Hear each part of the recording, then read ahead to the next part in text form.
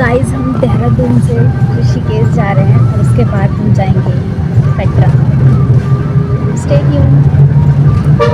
ये थी देहरादून से ऋषिकेश की बस की टिकट और उसके बाद हमें जाना था स्टेशन, जहाँ से हमने काफ़ी सुंदर नज़ारों का मज़ा लेते हुए हम ऋषिकेश के 7 मोड़ से होते हुए गए थे, जहाँ से काफ़ी सुंदर नज़ारे और जंगलों के बीच से होते हुए गए।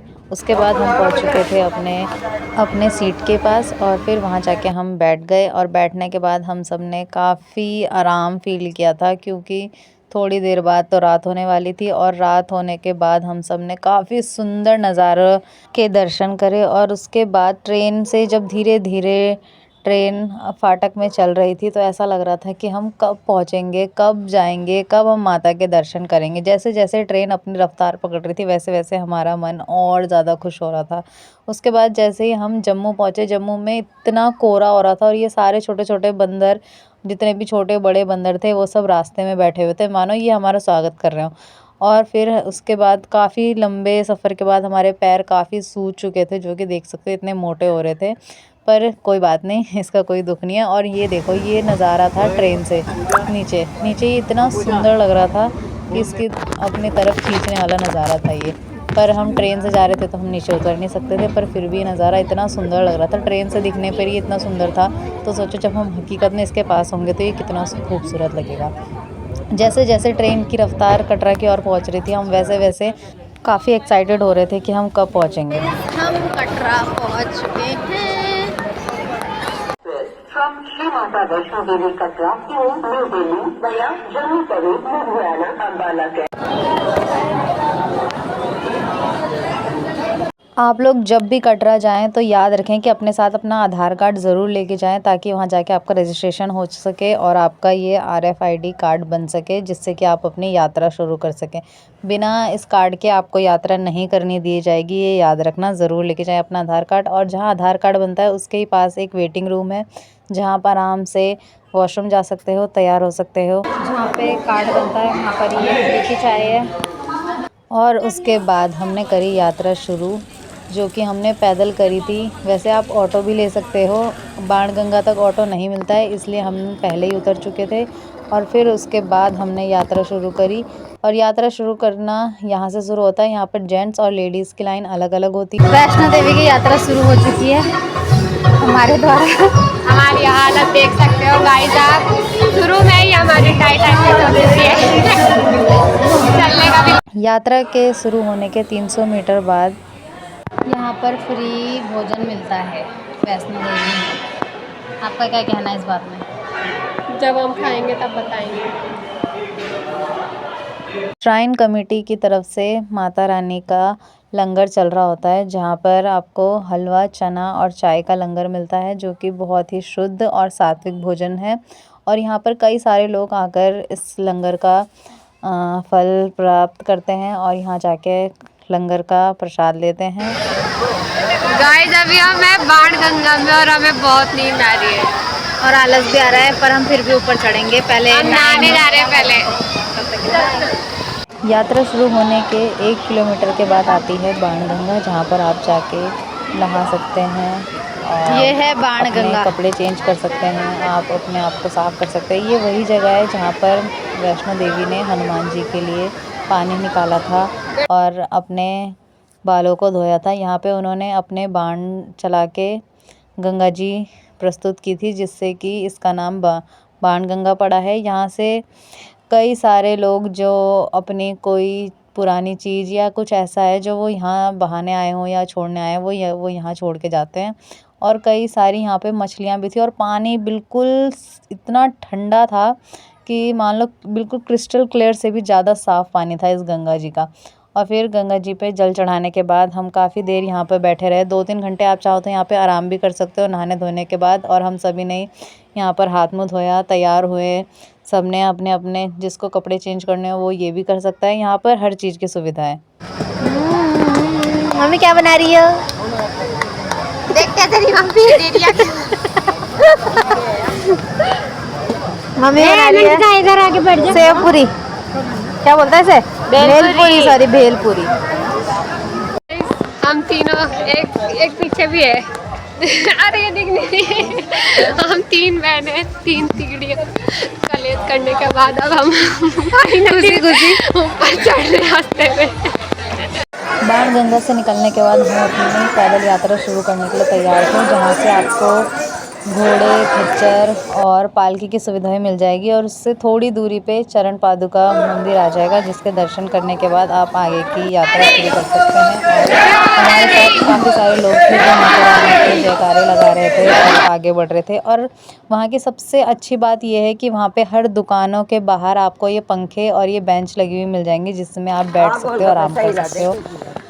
और मेरी हालत इतनी ख़राब हो चुकी थी, थोड़ी देर के बाद ऐसा लग रहा था जैसे कि मैं अब ऊपर नहीं चढ़ पाऊँगी, लेकिन माता रानी का आशीर्वाद बना रहा और हमने ये यात्रा चालू रखी और हम चलते रहे।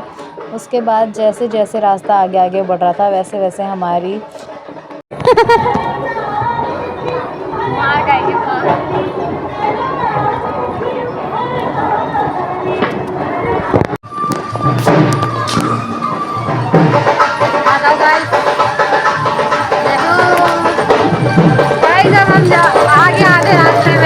यात्रा करने के लिए हमेशा वहाँ पर 2 रास्ते हैं, एक तो प्लेन रास्ता है और एक सीढ़ीदार रास्ता है। और सीढ़ीदार रास्तों में अक्सर बूढ़े लोगों को और जिनको दिल की दिक्कत है वो ना जाएं, आप अपना प्लेन रास्ता ही चुन सकते हैं।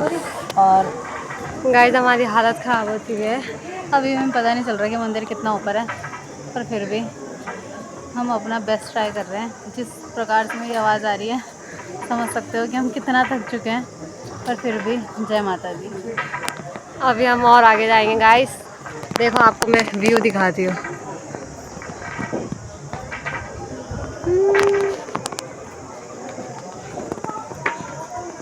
इस बकरी को देख के हमें काफ़ी मोटिवेशन मिल रहा था कि ये अगर पत्ते खाने के लिए इतनी मेहनत कर सकती है तो हम माता रानी के दर्शन के लिए इतना तो कर ही सकते हैं। चेक-इन के लिए इसके अंदर से जाना पड़ेगा, क्योंकि लोगों को ये ना लगे कि आप टेररिस्ट हो। वैष्णो देवी की यात्रा में आपको कम से कम 4 चेक पोस्ट में से होकर गुजरना पड़ेगा। चेक पोस्ट को पार करने के थोड़ी देर बाद हम पहुंच चुके थे रेस्टोरेंट में और यहाँ जाके हमने खाया था कढ़ी चावल और राजमा चावल, जो कि काफ़ी सात्विक भोजन है। और इसके बाद हम पहुँचे थे अर्धकुंवारी जी के मंदिर में, जहाँ हमने उनके दर्शन किए। यहाँ पर माता रानी ने 9 महीने तक तपस्या की थी और यहाँ पर ये चीज़ भी है कि आप यहाँ पर भी रात को रुक सकते हैं, जो कि बिल्कुल फ्री ऑफ कॉस्ट है। यहाँ आपको कोई पैसा नहीं देना पड़ेगा, आप आराम से यहाँ रह सकते हैं और यहाँ पे माता रानी के दर्शन कर सकते हैं, उनकी गुफ़ा में जा सकते हैं, उनका दर्शन कर सकते हैं बहुत ही अच्छे तरीके से। इसके बाद हम निकल चुके थे माता रानी के भवन की ओर, जो कि इस छोटी सी गुफ़ा से होते हुए जाती है। और यहाँ का रास्ता काफ़ी सुंदर है और यहाँ हर चीज़ की हर सुविधा उपलब्ध है। और इसकी एक चीज़ सबसे ज़रूरी है कि यहाँ पर आपको हर जगह टॉयलेट और पानी की सुविधा मिल जाएगी। हम रास्ता भटकने वाले थे, लेकिन कुछ अच्छे लोग मिल गए और उन्होंने हमें रास्ता बता दिया, तो उन्होंने हमें फाइनली अब हम सही रास्ते पे जा रहे हैं। अभी भी हम अर्धकुंवारी जी के मंदिर से कम अभी 6 किलोमीटर का ट्रैक है, तब जाके माता वैष्णो देवी का मंदिर आएगा। और अब 6 बजे के टाइम पे इतनी ठंड बढ़ गई है कि अब हमें जैकेट पहननी पड़ी है और अब हम माता रानी के भवन से केवल 2 या 3 किलोमीटर दूर है। और अगर आप ये सोच रहे हैं कि आपको दिन में स्वेटर नहीं पहनने की ज़रूरत है और रात को भी ऐसा ही है, तो ऐसा नहीं है। यहाँ दिन में जितनी गर्मी है रात को उतनी ही ठंड है। रात को बिल्कुल बर्फ़ वाली हवा चल रही होती है, इसलिए आप जब भी वैष्णो देवी कटरा जाएँ तो अपने गर्म कपड़े साथ में ज़रूर लाएँ। ये ना सोचें कि आप ये फालतू में लेके जा रहे हैं, क्योंकि जैसे जैसे शाम होती है वैसे वैसे यहाँ की सुंदरता तो बढ़ती है, वैसे वैसे यहाँ की ठंड भी काफ़ी बढ़ जाती है। तो ये था वहाँ का जम्मू का नज़ारा। देखो जम्मू कितना सुंदर लग रहा था ऊपर से, और यहाँ का सनसेट भी बहुत ब्यूटीफुल लग रहा था। और उसके थोड़ी देर बाद हमें लगा ये भवन है, पर ये भवन नहीं था। पर फिर हमने थोड़ी देर आराम करने के बाद खाया है रवा, और उसके बाद हमने फिर से यात्रा शुरू करी। याद रखना कि अर्धकुंवारी से कम 6.5 किलोमीटर की यात्रा है, जो कि माता रानी के भवन के लिए है। और काफ़ी दूर चलने के बाद हमें माता रानी के भवन के दर्शन हुए थे, और उसके बाद भी हमें काफ़ी दूर चलना था भवन तक पहुंचने के लिए।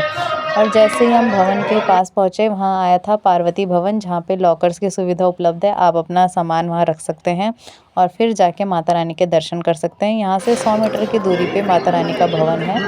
और वहाँ जाने के लिए आपको अपना सामान आप यहाँ पे रख सकते हैं, लॉकर की सुविधा उपलब्ध है। और इसके ही पास में फ्री अकोमोडेशन उपलब्ध है, जहाँ पर आप माता रानी के दर्शन के बाद आप वहाँ रुक सकते हैं। और आपको यहाँ कंबल मिल जाएंगे, और कंबल के लिए आपको जितने भी कंबल चाहिए आप उतने पैसे वहाँ जमा कीजिए, और वो सुबह आपको रिफ़ंड हो जाएंगे कंबल देने के बाद। और फिर वहाँ जाके आप अपनी ही कोई जगह छांट सकते हैं, वहाँ आराम से आप कंबल बिछाएं और बैठिए और सुबह माता रानी के दर्शन कीजिए। और उसके बाद आप अपनी भैरवनाथ की यात्रा शुरू कर सकते हैं, जो कि 2 से 3 किलोमीटर की चढ़ाई पर है। और ये वहाँ का हेलीकॉप्टर लैंड होने वाली जगह है। और जैसे हम भैरवनाथ पहुँचे, वहाँ हमने ये काली चुनरी ली, जो कि आप अपने घर की रक्षा के लिए, नज़र दोष से बचाने के लिए ले सकते हैं, और इसे अपने साथ अपने घर ला सकते हो।